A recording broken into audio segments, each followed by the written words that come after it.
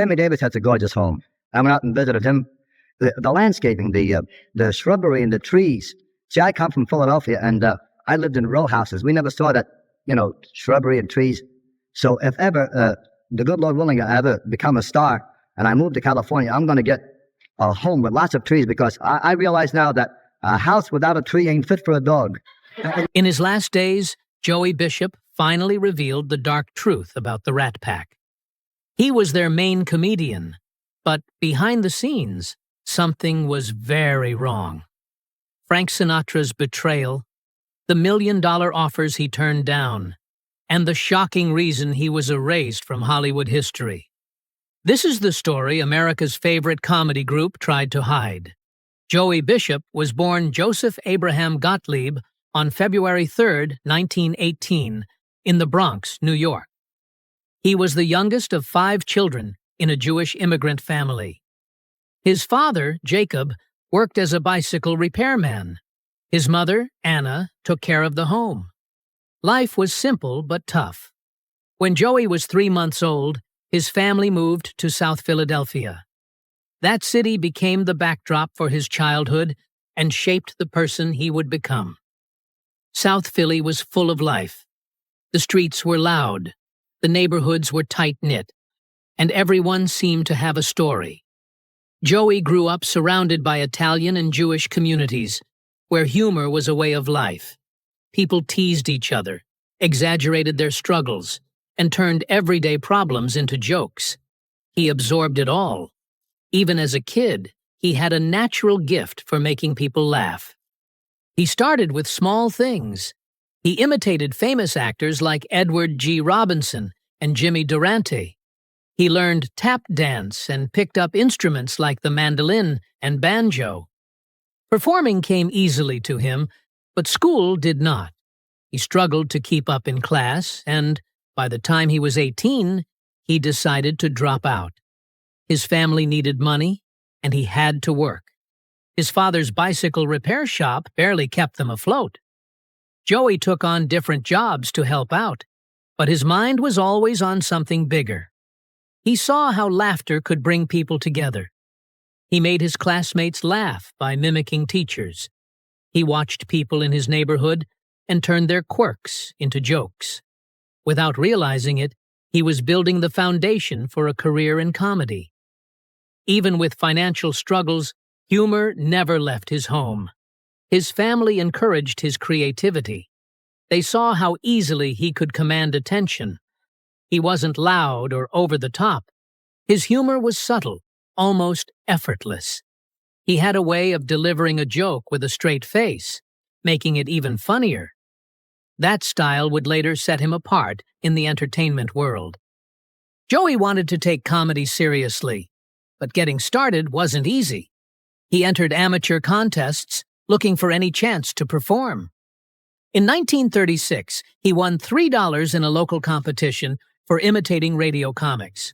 It wasn't much, but it was enough to convince him that he had something special. His first real break came in vaudeville. He and his brother, Maury, formed a comedy act called the Bishop Trio. The name came from their driver, Glenn Bishop. Later, when other performers joined, they became the Bishop Brothers. They performed in small clubs and burlesque houses across Pennsylvania and New Jersey.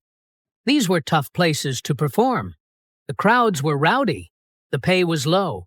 Joey had to fight for attention, but that only made him better. He learned how to read a room. He adjusted his jokes depending on the crowd. If one routine didn't work, he moved on to another without missing a beat. His style was different from most comedians of the time. He didn't rely on slapstick or loud punchlines. His humor was sharp but quiet. Audiences loved that. The act didn't last forever. When World War II started, one of their members was drafted. Soon after, Joey was called to serve as well. In 1942, he joined the U.S. Army and became a sergeant in the Special Services. Even in the military, comedy stayed with him. He entertained troops and kept morale high. Performing for fellow soldiers gave him a new kind of confidence. After World War II, Joey Bishop came back to comedy with a new sense of purpose. Before the war, he had performed in a small act called the Bishop Brothers. It was a mix of music and comedy, but when his partners were drafted in 1941, he had to continue alone. He kept the stage name and pushed forward, relying on quick comebacks and a sharp sense of humor that would soon set him apart. When he left the military in 1945, he wasted no time getting back on stage. He started performing at small clubs like the Casablanca Roadhouse in New Jersey. The crowds were small, but he knew every show was a chance to improve. His comedy had a different style from the loud and wild humor that was popular at the time. Instead of big gestures or over-the-top punchlines, he kept things dry and subtle. He made fun of himself, found humor in everyday life, and spoke in a way that felt personal. It worked. In just a few years, he was performing in bigger places like the Greenwich Village Inn and the Latin Quarter in New York. He was making $1,000 a week, a huge amount for a young comedian in the late 1940s. At the same time, television was becoming the biggest stage for entertainers. Bishop knew this was his next step, so he took every chance he got. In 1950, he started appearing on variety shows, including The Ed Sullivan Show. This gave him national exposure, but his real break came when Frank Sinatra walked into a club and saw him perform. In 1952, Bishop was on stage at the Latin Quarter when Sinatra happened to be in the audience. Something about his timing and delivery caught Sinatra's attention. After the show, Bishop got an offer to open for him at Bill Miller's Riviera in Fort Lee, New Jersey. Soon after, he was performing at the Copacabana in New York. These were some of the biggest venues in the country. Sinatra wasn't just a star, he was a kingmaker.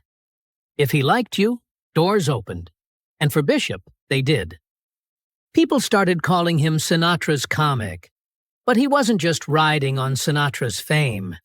He had something different from other comedians. His humor was never mean or loud. He didn't insult people or rely on wild performances. Instead, he made fun of himself in a way that made audiences feel like they were in on the joke.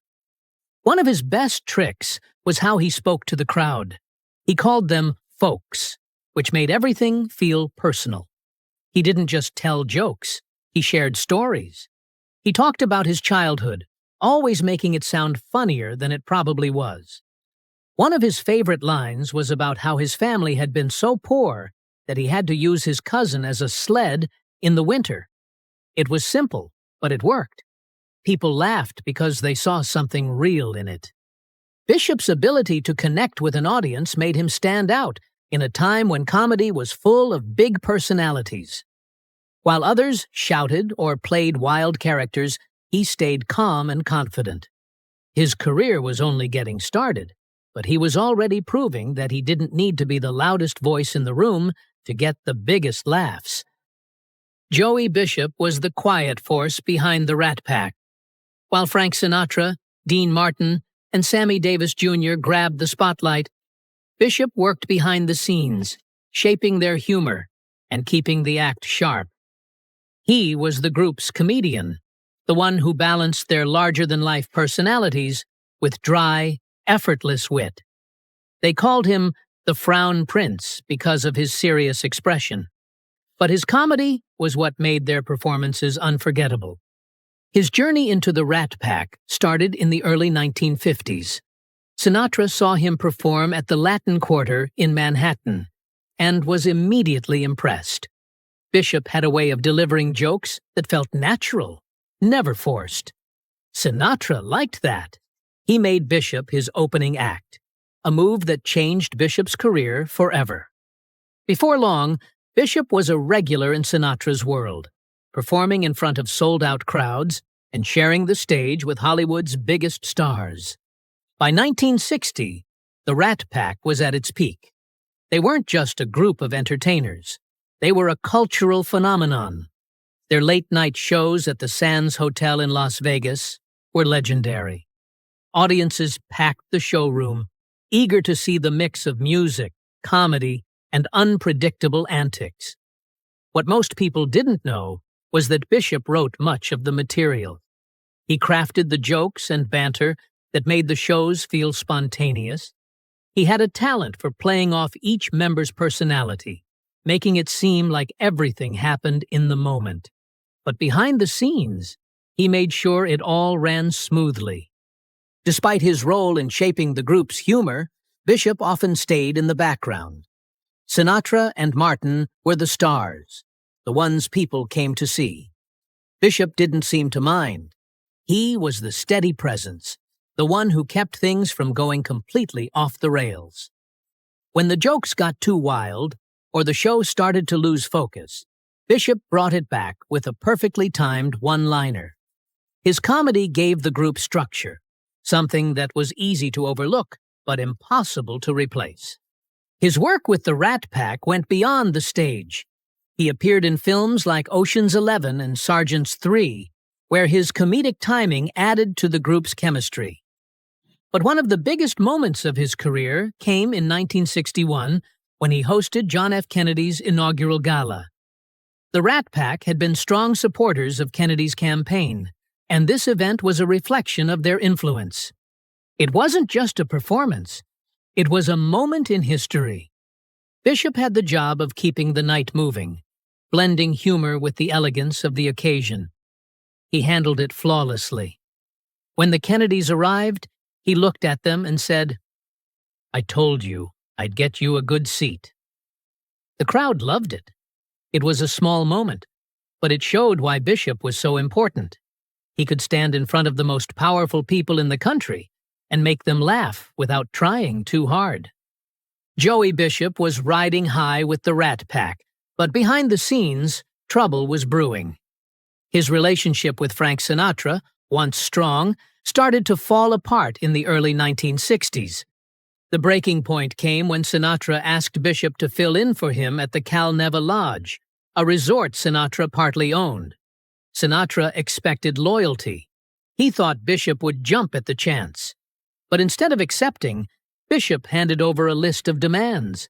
He wanted $50,000 and a private jet. To Sinatra, this was a slap in the face. He had given Bishop a place in the Rat Pack. He had helped make him a star. Now Bishop was acting like he was the one doing Sinatra a favor. That didn't sit well with him. Sinatra had built his career on loyalty. He expected the same in return. Bishop's demands felt like betrayal. That was it. Sinatra cut him off. Bishop was out of the Rat Pack. It wasn't just about losing his spot in the group. Sinatra made sure he was erased from major projects. Robin and the Seven Hoods had originally been planned with Bishop in mind. Now he was replaced. The message was clear. He wasn't welcome anymore. This hit Bishop hard. He had already felt like the least important member of the group. Now he was completely on the outside. His demands had backfired. Instead of getting more respect, he lost everything. The fallout left him bitter. He wasn't just angry at Sinatra. He was frustrated with the entire industry. He had worked hard, yet he always seemed to be in someone else's shadow. Peter Lawford, another Rat Pack member, understood that feeling. His struggles were different, but just as frustrating. Lawford was John F. Kennedy's brother-in-law, which gave him a special status in Hollywood. But that connection also came with problems. Sometimes his political ties overshadowed his acting career. While he and Bishop didn't have direct clashes, they both felt like outsiders. For Bishop, the rejection only got worse. He was left out of big events. One of the most painful moments came when Johnny Carson was chosen to host a major charity event. In the past, that spot might have gone to Bishop. Now, he was being replaced. The entertainment world was moving on without him. Bishop never forgot that feeling. He rarely spoke openly about what had happened, but he didn't hide his frustration either. In interviews, he made small comments about being undervalued. He hated how the media portrayed him. People acted like he had been lucky to be part of the Rat Pack, as if he hadn't earned his place. That stung. Even years later, Bishop couldn't escape the past. His career continued, but the Rat Pack always defined him. He had been part of something legendary. He had also been pushed out of it. That was a wound that never fully healed. Joey Bishop always found a way to stay in the spotlight. His career had ups and downs, but he kept moving forward. In 1961, he starred in The Joey Bishop Show, a sitcom loosely based on his life. He played Joey Barnes, a Hollywood public relations man. The show gave him a chance to showcase his comedy, but it struggled with ratings from the start.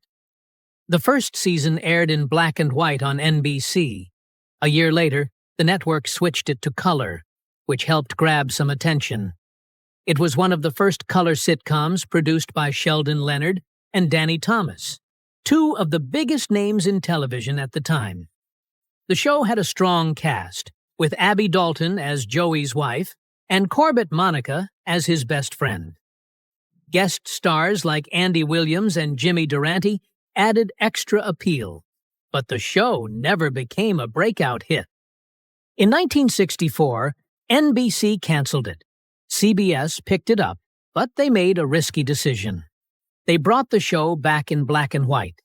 By then, audiences had grown used to color television. Going backward felt like a mistake. Even with big-name guest stars like Peter Lawford and Sammy Davis Jr., the ratings continued to drop. A year later, CBS pulled the plug for good. One of the most unusual moments in the show's history involved comedian Vaughn Meader. He was famous for impersonating President John F. Kennedy. On November 15, 1963, he filmed an episode of The Joey Bishop Show. A week later, Kennedy was assassinated. NBC decided not to air the episode, and it was never seen again. To this day, it remains lost. Even though the show wasn't a huge success, it helped establish Joey Bishop as a recognizable TV personality. He wasn't done yet. In 1967, he took on an even bigger challenge. ABC gave him his own late-night talk show, also called The Joey Bishop Show. This time, he was up against Johnny Carson, the king of late-night television. Competing with The Tonight Show was a tough battle. Many had tried before him. Most had failed. Bishop's show had a different style. It felt more relaxed and conversational. He brought in Regis Philbin as his sidekick, giving Philbin his first big break in national television. The show featured celebrity interviews, comedy sketches, and musical performances. Members of the Rat Pack, Dean Martin, Sammy Davis Jr., and Peter Lawford, sometimes showed up as surprise guests. Despite these efforts, ratings were never strong. Carson's audience was loyal, and few viewers wanted to switch. But Bishop knew how to grab attention. In July 1968, something unexpected happened. Regis Philbin walked off the show, live on air. He said he was frustrated with network criticism and worried he was holding the show back. The moment stunned audiences, and the story made headlines. Later, the truth came out. It was all a publicity stunt, planned by Bishop himself. For a brief time, it worked. People tuned in, curious about what would happen next. But the ratings boost didn't last. In 1969, ABC canceled the show after 2 seasons. Even though his late-night show didn't last, Bishop remained a familiar face on television. He went back to guest hosting The Tonight Show, something he had done before starting his own show. Carson often needed fill-ins, and Bishop was one of the few who could handle the job. As the 1970s moved forward, Joey Bishop felt like he was being left behind. Comedy was changing fast. A new generation of comedians had taken over, and their style was nothing like his. Richard Pryor and George Carlin were leading the way. They weren't just telling jokes. They were making statements, turning real-life struggles into humor that felt raw and honest. Pryor talked openly about his past, from his tough childhood to his struggles with addiction. His stories weren't just funny. They were emotional. They felt real. Carlin, on the other hand, attacked the world around him. His sharp takes on politics and society made people think just as much as they laughed. Bishop had built his career on clever wordplay and quick comebacks. His humor fit perfectly in nightclubs and on late-night TV. But now, that style felt outdated. Audiences wanted something different. They wanted comedy that pushed boundaries. They wanted humor that felt personal. Bishop wasn't that kind of comedian, and he wasn't willing to change. The shift in comedy wasn't the only thing working against him. His time with the Rat Pack had come to an end, and his relationship with Sinatra had always been shaky. He didn't have the same industry connections as before, and without those, staying relevant became even harder. He wasn't just being pushed out by a new generation. He was being forgotten. By the 1980s, Bishop's career had almost disappeared. He took a few film roles, but they were rare. In 1986, he played a small part in The Delta Force, an action film starring Chuck Norris. The movie was a hit, but Bishop's role was barely noticed. In 1996, he appeared in Mad Dog Time, a film directed by his son, Larry Bishop. It was a personal project, but it didn't bring him back into the spotlight. His absence from the entertainment world wasn't just about a lack of work. It was the result of years of setbacks. Losing the Rat Pack had cost him influence. His refusal to adapt had left him out of touch. Comedy had moved forward, and Bishop had stayed the same. The world that once celebrated him had moved on without him. Joey Bishop married Sylvia Rusga in 1941. They stayed together for 58 years until Sylvia passed away from cancer in 1999. Their marriage lasted through the highs and lows of Hollywood, even when Bishop's career kept him away for long stretches. As a key member of the Rat Pack, he spent much of his time performing with Frank Sinatra, Dean Martin, and Sammy Davis Jr. That kind of lifestyle could strain any marriage, but Sylvia stood by him. She managed their home, raised their son, and made sure their family stayed strong while Bishop traveled the country. Their relationship was built on trust. Even with long separations, they always found their way back to each other. Sylvia had a quiet strength that kept everything together. She handled the pressures of fame without seeking attention for herself. Bishop may have been the one in the spotlight, but she was the steady force behind him. Their only son, Larry, was born in 1948. He grew up surrounded by Hollywood, but carved out his own career instead of relying on his father's fame. He went to Beverly Hills High School and later became an actor, writer, and director. His early roles in films like Wild in the Streets and The Savage Seven got him noticed, and he went on to direct films like Mad Dog Time and Hell Ride. Even though he followed a similar path, his relationship with Bishop was never particularly close. Bishop was often away, either on stage or working on television, and that distance carried into their personal lives. They respected each other, but there wasn't a deep emotional connection. Larry has spoken about his father's influence on his career, but their relationship always had a sense of formality rather than warmth. Bishop had a reputation for being sharp and funny, but there was something else that made him stand out in the Rat Pack. He didn't drink or do drugs. While Sinatra, Martin, and Davis Jr. were known for their wild nights, Bishop kept his distance from that lifestyle. He preferred to stay clear-headed, knowing how easy it was for fame to spiral into self-destruction. It wasn't about being better than anyone else. He just wanted to be in control. His friends respected that about him. Even when the parties stretched into the early morning hours, Bishop was the one who stayed grounded. everything changed after Sylvia's death. She had been his anchor, the person who kept him connected to the world beyond Hollywood. Without her, he withdrew. He made fewer public appearances and rarely socialized. His health had already been declining, but losing Sylvia made it worse.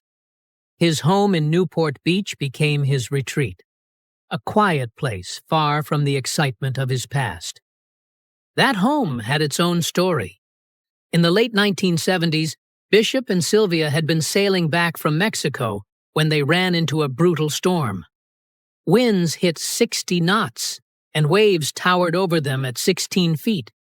They barely made it to safety, finally docking at the Balboa Bay Club in Newport Beach. That moment stuck with them, and before long, they decided to buy a house on Lido Isle. It became their sanctuary, a place where they could escape the chaos of Hollywood. Joey Bishop was the last surviving member of the Rat Pack, but he never felt like an equal. He was the comedian, the one who kept the audience laughing while the others sang and performed. Sinatra once called him the hub of the big wheel, a sign that he mattered. But Bishop never felt like the group truly saw him that way. He believed he was the most overlooked member, and that feeling stayed with him for years. Whenever he read books about the Rat Pack, he noticed something that bothered him. His name barely showed up, sometimes even less than Peter Lawford's. That was hard to accept. One article by columnist Earl Wilson made it even worse. It claimed Bishop only spent time with Sinatra when invited, as if he were just a guest in the group. Bishop knew better. He understood his place. He wasn't the leader, but he was an important part of what made their performances work. He was there because he belonged, not because Sinatra was doing him a favor. Even with those frustrations, Bishop never turned against Sinatra. He respected him. He liked to remind people that Sinatra valued honesty more than anything. One of Bishop's favorite stories was about a young woman who wanted to meet Sinatra. Instead of brushing her off, Sinatra made sure she got the chance. He treated her with kindness and respect. Bishop told stories like that because he wanted people to see the real Sinatra, not just the wild, larger-than-life version everyone assumed they knew. Loyalty meant everything to Bishop. That's why, after Sinatra died, he refused to write a tell-all book. Publishers offered him millions to reveal private stories, but he turned them all down. He saw it as a betrayal. The Rat Pack had built something special, and he wasn't going to sell it out just because the world wanted gossip. Bishop also hated how their legacy had been twisted over the years. People focused on the drinking, the partying, and the scandals. They ignored the real impact the Rat Pack had. They changed entertainment. They took a stand for racial equality. When Las Vegas hotels refused to let Sammy Davis Jr. stay because he was black, the Rat Pack refused to perform until that changed. That was the kind of story Bishop wanted people to remember. His own career had highs and lows. He starred in The Joey Bishop Show, which ran for 4 years, but his late-night talk show struggled. Johnny Carson ruled late-night television, and his team made sure big-name guests stayed away from Bishop's show. That hurt his chances, but there wasn't much he could do. Even within the Rat Pack, he sometimes felt forgotten. He was the one who brought humor to their performances, but people didn't always recognize that. Some just saw him as an extra, someone who was lucky to be there. That perception never sat well with him, but despite his frustrations, he was proud of what he had accomplished. He had spent his life making people laugh, and that was something no one could take away from him. By 2005, his health was failing. During one of his last interviews, he became too disoriented to continue. He passed away 2 years later, on October 17, 2007, at the age of 89. His death marked the end of the original Rat Pack. Bishop's legacy was complicated. He had been part of one of the most legendary entertainment groups in history, yet he often felt unappreciated. But he never let bitterness define him. He stayed true to his principles, refused to betray his friends, and held on to the belief that what they built together still mattered. Even if the world didn't always give him the credit he deserved, he knew he had been part of something great. And in the end, that was enough.